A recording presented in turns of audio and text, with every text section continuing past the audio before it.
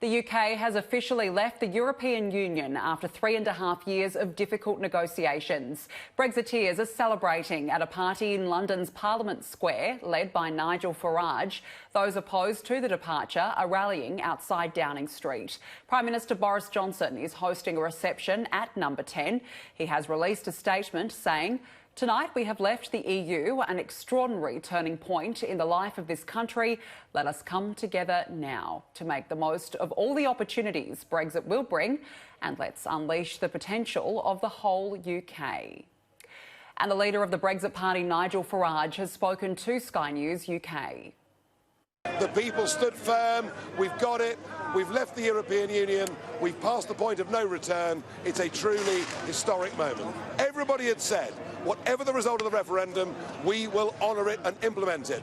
We've just been through 3.5 years of parliamentary trench warfare. We've had the establishment try to stop this happening. But tonight, when even Tony Blair says there's no looking back, we're leaving, let's try and make a success of it. Now is the time to end negative arguments, negative questions. Let's get on and make a success of it.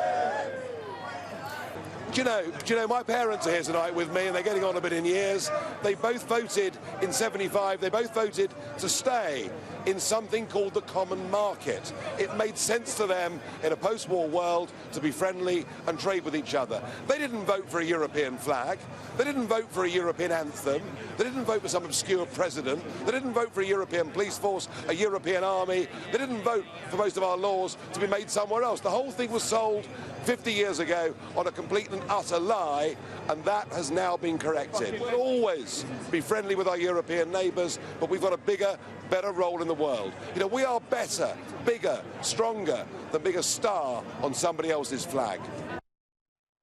And there's a long road ahead for British Prime Minister Boris Johnson following the country's departure from the European Union. Negotiations will soon begin to establish new trade deals, immigration and tariffs between the UK and the EU. The clock ticked down. There were thousands of people here all cheering with anticipation, and when it hit that 11 o'clock local time here and Britain officially left, well, the crowd just went electric. There were people kissing, there were people clapping and cheering. I saw one woman yell, "We're finally free." But it's a little bit of a different story for those that are still quite sad to see Britain leave. Over the other side of the River Thames, there was a small vigil for those wishing that Britain could still remain in the European Union. The mood there was a little bit more sombre than what we saw here. But the European Union flags have been lowered from their mast in London, over in Brussels, where the headquarters are of the European Union. All of the Union Jacks have come down. Whilst Britain might officially be out of the European Union, it's in what's known now as the transition phase until the end of the year. So that means nothing will really change right now. But Boris Johnson and his team in London now have to really sit down at the negotiating table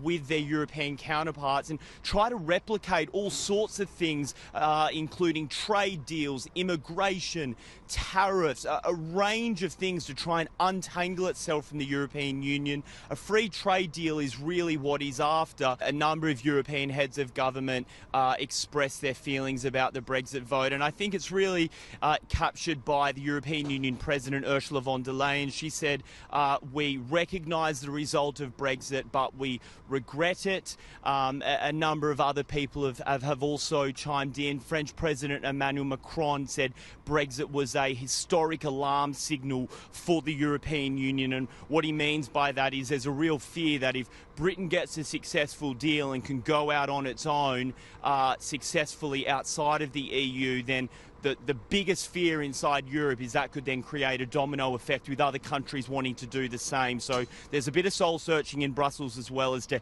how this happened and how they can make sure it doesn't happen again with any of the other remaining members. And officials have removed British flags from the European Council in Brussels. 27 flags representing the EU's remaining member states were left hanging inside the building. The European flag has also been taken down from the UK's permanent representation to the EU.